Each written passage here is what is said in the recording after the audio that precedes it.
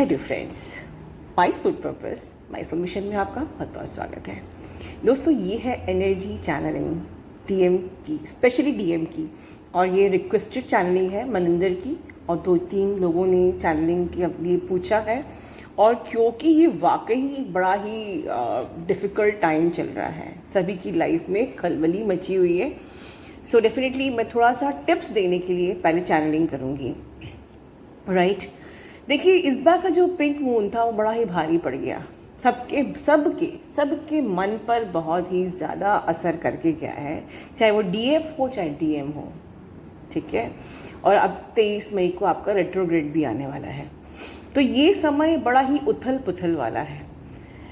अगर मैं डीएम की बात करूं तो कुछ डीएम के साथ ऐसा हो रहा है कि वो थर्ड पार्टी में फंसे ही जा रहे हैं, और वो थर्ड पार्टी में इसलिए फंस रहे हैं क्योंकि उनकी थर्ड पार्टी और उनके बीच का जो राज है वो अब खुल रहा है।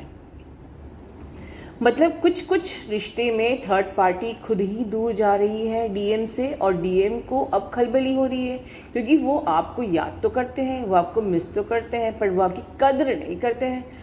तो धीमे धीमे जब थर्ड पार्टी उनसे मिसबिहेव करती थी, वो एनर्जी लेने के लिए आपके पास आते थे।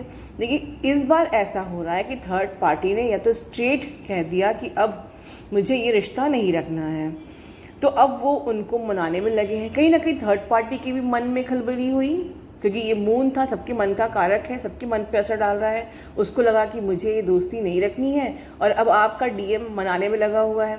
किसी किसी के मामले में थर्ड पार्टी और डीएम के बीच के जो राज हैं वो खुल गए, जिस कारण से अब वो भी सेपरेशन में है, और कहीं ना कहीं उनकी लाइफ में भी बवाल आ गया, बहुत ही अजीब।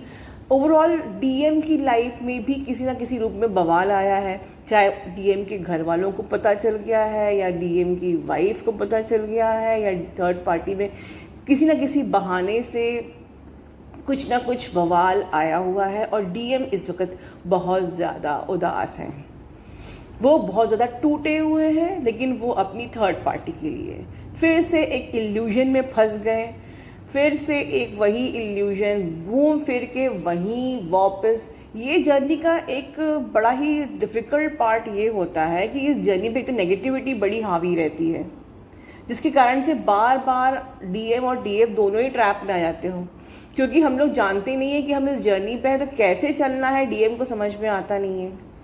वो बार बार ट्रैप में, नेगेटिविटी के ट्रैप में डीएम आते हैं, नेगेटिविटी के ट्रैप में जो भी होता है हालात के ट्रैप में डीएम आते हैं, और मन का चंदा जो अमावस्या या फुल मून न्यू मून का उन पे भी असर पड़ता ही पड़ता है, और मन का कारक ही होता है।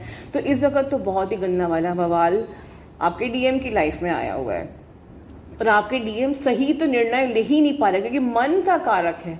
सही निर्णय, एक क्लियर डिसीजन, एक स्ट्रेट पाथ को चुनना कि नहीं आपको चुनना है, उन्हें ये समझ में नहीं आ रहा है। वो घूम फिर के अपने उसी रिश्ते में ये समझ रहे हैं कि मैं अगर ये थर्ड पार्टी मुझसे चली गई तो मैं ज़िंदगी में कैसे रहूँगा, कैसे अपनी खुशी की चाबी वो उन्हीं के हाथ में समझते हैं। उन पर सवाल ये उठता है कि वो आपके हाथ में क्यों नहीं समझ पाते हैं, उनको क्यों नहीं लगता कि वो खुशी आपसे भी मिल सकती है, कि कहीं ना कहीं आप काम नहीं कर रहे हो, आपके अंदर वो कमी है, जिस कमी से डर कर वो थर्ड पार्टी के पास गए थे।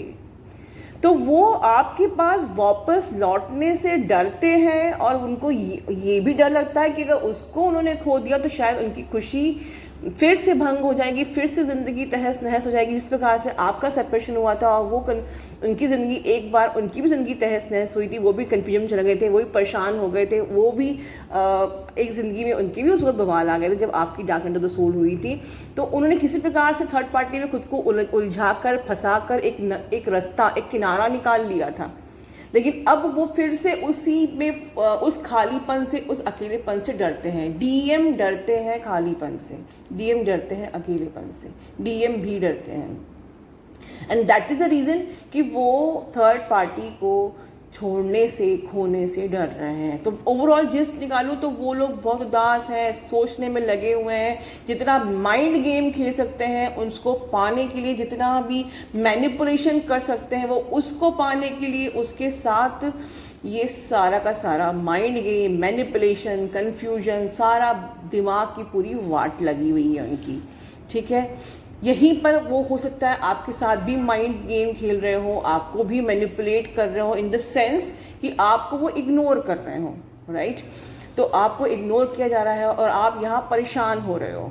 ठीक है, कि वो अच्छा खासा बात कर रहा था, अब उसको क्या हो गया, अब वो मुझे क्यों इग्नोर कर रहा है, रोज़ तो गुड मॉर्निंग करता है, आज क्यों नहीं आई, या मैंने आज गुड मॉर्निंग करी तो मेरी गुड मॉर्निंग सीन क्यों नहीं कर रहा है, वो व्हाट्सएप पे क्यों नहीं आ रहा है, फेसबुक पे तो वो दिख रहा है, व्हाट्सएप पे क्यों नहीं आ रहा है। इस प्रकार के बहुत सारे उलझन आपके दिमाग में भी चल सकती है, हो सकती है इस प्रकार से। तो ये तो हो गई प्रॉब्लम। सल्यूशन क्या है? ठीक है, अब हम सोल्यूशन की बात करते हैं। Solution is one and only, आपको डीएफ, डिवाइन फेमिनिन, आपको सिर्फ अपनी स्पिरिचुअल इवोल्यूशन पर फोकस करना है। ये सब बवाल क्यों हो रहा है? बिकॉज ये धर्म और कर्म का ईयर है, इसको हम लोग कार्मिक के डंडे बोलते हैं, वो यही है। तो उनके डंडे खाने का टाइम आ गया है। अब उनको जितना भी, अभी देखिए कोई भी चीज़ वो एक दिन में नहीं होती है। अगर कार्मिक ने उनको छोड़ दिया या कार्मिक के बीच में भी, कार्मिक और उनके बीच में बवाल आ गया, थर्ड पार्टी की बवाल आ गया, तो वो चीज़, वो भी पेशेंस रखे हैं कि मैं और कोशिश कर लूँ, मैं और कोशिश कर लूँ। तो it may take 1 month, 2 month, 3 month, whatever, जितनी आपके डीएम में पेशेंस है। ठीक है ना, इस वक्त आपके डीएम चेजर बने हुए हैं थर्ड पार्टी के। वो आपके डीएम उसी प्रकार आपके डीएम की हालत है थर्ड पार्टी के लिए, जैसे कि जो हालत आपकी आपके अपने डीएम के लिए होती है। बिल्कुल डीएफ की तरह बन गए हैं उस वक्त, बिल्कुल परेशान और दर्द में डूबे और क्या क्या, मतलब लाइक दिस। ठीक है, और कोई निर्णय निकाल नहीं पा रहे हैं, तो अभी वो फंसे हुए हैं। लेकिन एक टाइम, जो ये रेट्रोगेट के बाकी टाइम जो है, जो रेट्रोगेट 23 मई से हमारा चालू होने वाला है, उसके बाद इनके दिमाग कि थोड़ी सी कंडीशन सही होएगी धीमे धीमे, जहाँ ये समझेंगे कि नहीं, ये कनेक्शन का अब कुछ अस्तित्व नहीं है आगे। जितने उनको हाथ पैर मारना है मारने दीजिए, पर वो समझेंगे कि इस कनेक्शन का अब आगे कोई अस्तित्व नहीं है। मतलब इस रिलेशनशिप का जो उनकी थर्ड पार्टी में है वो तो रिलेशनशिप ही है, वो कनेक्शन नहीं है। तो इसका अस्तित्व नहीं है और धीमे धीमे उनको भुलाना ही पड़ेगा। इसी को बोलते हैं कार्मिक के डंडे। ठीक है, तो आपको अपना टाइम वेस्ट नहीं करना है। देखिए, आपने अपने जो डायमेंशंस को रेज किया है, समझने की कोशिश करिए। ये जर्नी डीएम, डीएफ, पेन और पर्जिंग नहीं है।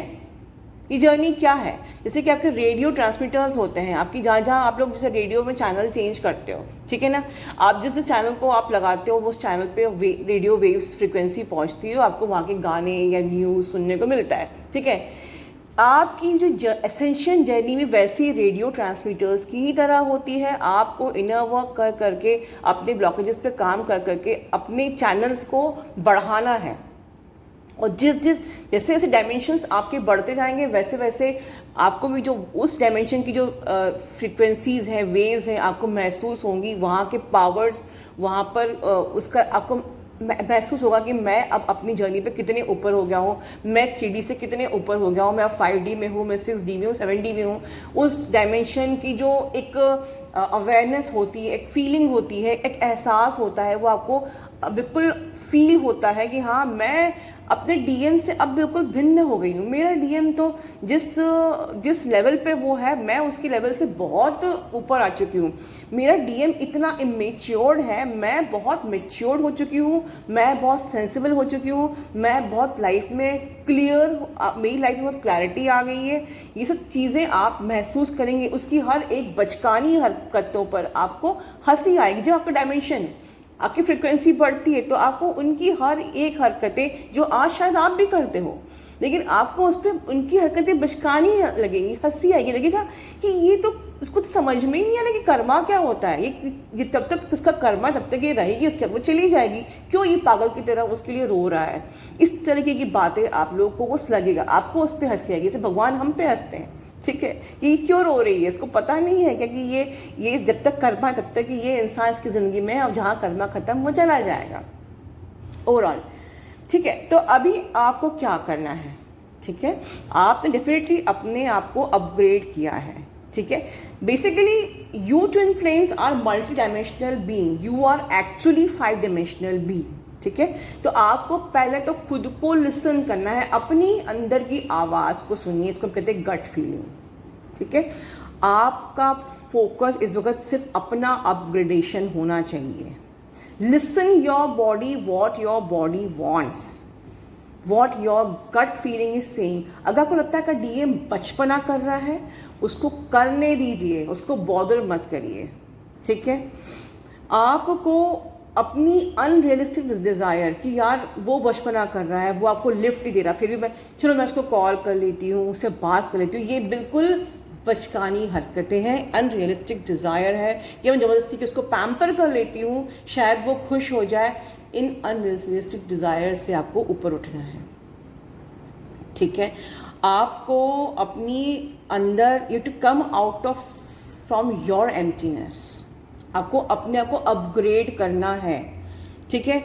इस वक्त जब आपकी डिमेंशंस रेज होते हैं, जो ये ऐसा टाइम होता है, इस टाइम पे हमारे बहुत सारे हमको कन्फ्यूजन्स जो होते हैं, हमको अपने आप को अपनी एनर्जी फील्ड को प्रोटेक्ट करना है। बहुत ध्यान सुनिए, you have to protect your energy field, you have to integrate your self at the cellular level. कैसे इंटीग्रेट होगा?